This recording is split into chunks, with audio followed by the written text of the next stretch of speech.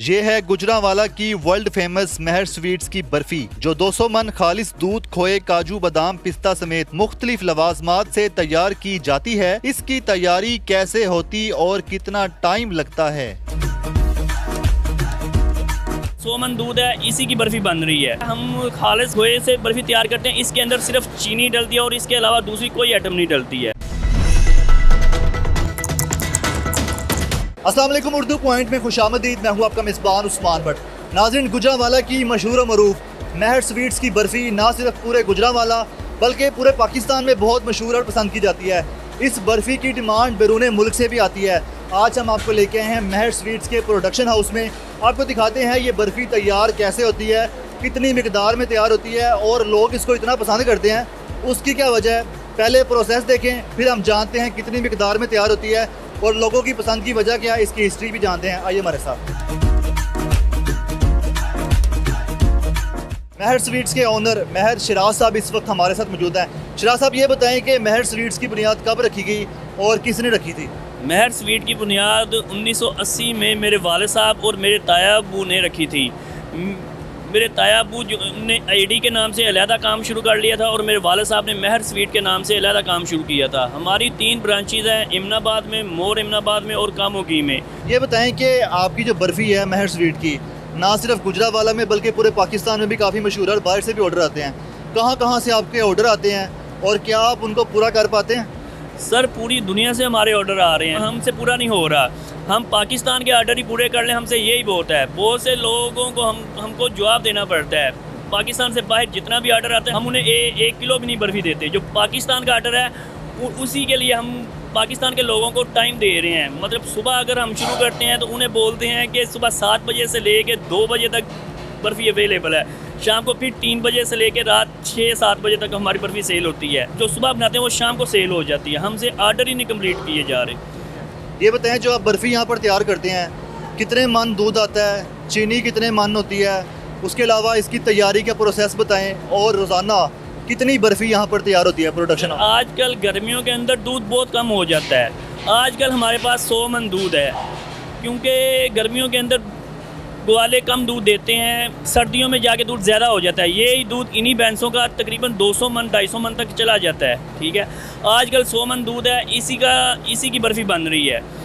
बर्फ़ी का हमारा सिंपल सा प्रोसेस है। हम खालिस खोए से बर्फ़ी तैयार करते हैं। इसके अंदर सिर्फ चीनी डलती है और इसके अलावा दूसरी कोई आइटम नहीं डलती है। इसकी तैयारी के बारे में बताएं। जो जिन कढ़ाइयों में ये बर्फ़ी का प्रोसेस जारी है, नीचे आग नहीं जल रही है, कैसे ईंधन क्या दे रहे हैं इसको?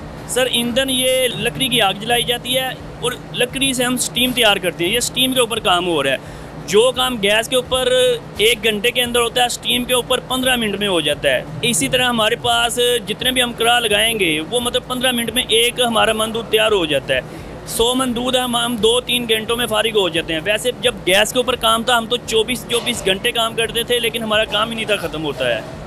चूँकि आपने बताया कि आप सुबह के टाइम भी सप्लाई देते हैं और शाम के वक्त भी देते हैं 3 बजे के बाद, तो बर्फ़ी कितनी तैयार होती है आपकी यहाँ पे?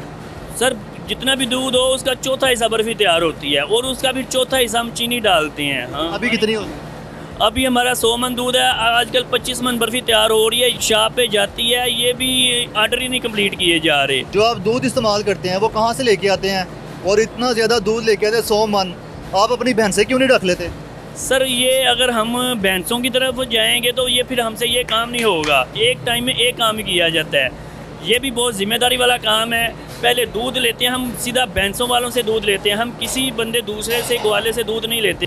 कितनी लेबर है, कितने घंटे काम करती है और बर्फ़ी की तैयारी का शुरू से प्रोसेस ज़रा बता दें।